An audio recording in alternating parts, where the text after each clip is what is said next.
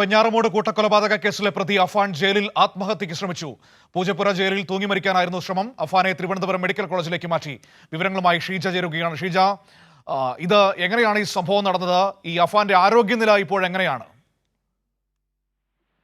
ഏതായാലും പൂജപ്പുര സെൻട്രൽ ജയിലിലാണ് നിലവിൽ അഫാൻ ഉണ്ടായിരുന്നത്. അവിടെ വെച്ചാണ് ഈ ആത്മഹത്യാ ശ്രമം അഫാൻ നടത്തിയത്. പൂജപ്പുര ജയിലിനുള്ളിൽ വെച്ച് തന്നെ തൂങ്ങി മരിക്കാനുള്ള ശ്രമമായിരുന്നു നടത്തിയത്. പക്ഷേ പോലീസുകാർ ഉടനടി തന്നെ കാണുകയായിരുന്നു. ഇപ്പോഴേതായാലും അവിടെ നിന്നും തിരുവനന്തപുരം മെഡിക്കൽ കോളേജ് ആശുപത്രിയിലേക്ക് മാറ്റിയിട്ടുണ്ട്.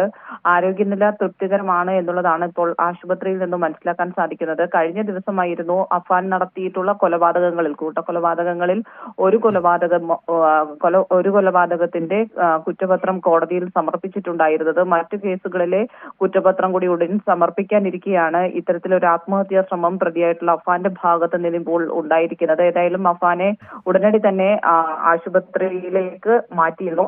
നിലവിലിപ്പോൾ തിരുവനന്തപുരം മെഡിക്കൽ കോളേജ് ആശുപത്രിയിലാണ് അഫാൻ ചികിത്സയിലുള്ളത്. ഈ എങ്ങനെ ആത്മഹത്യയ്ക്ക് ശ്രമിച്ചു എന്നതിലൊരു പരിശോധന നടക്കുന്നുണ്ടോ ഇപ്പോൾ ജയിലിൽ? തീർച്ചയായും ജയിലിനുള്ളിൽ അത് ഏത് സാഹചര്യത്തിലാണ് അത്തരം ഒരു നീക്കം അഫാന്റെ ഭാഗത്തു നിന്നും ഉണ്ടായത്, അതിനൊരു സാഹചര്യം എങ്ങനെ ഒരുങ്ങി എന്നുള്ളത് വിശദമായി തന്നെ പരിശോധന നടത്തുന്നുണ്ട്. ഏതായാലും ഉടനടി പോലീസുകാരുടെ ശ്രദ്ധയിൽപ്പെട്ടതിനെ തുടർന്നാണ് ഇത്തരത്തിൽ അഫാനെ ഇത്രയും വേഗത്തിൽ തന്നെ ആശുപത്രിയിലേക്ക് ഇപ്പോൾ മാറ്റിയിട്ടുള്ളത്. അതുമായി ബന്ധപ്പെട്ട് ഉള്ള പരിശോധനകൾ ഏതായാലും ഈ ജയിലിനുള്ളിൽ ഉള്ള പരിശോധനകൾ ഇതിനകം തന്നെ ആരംഭിച്ചിട്ടുണ്ട്. മനു.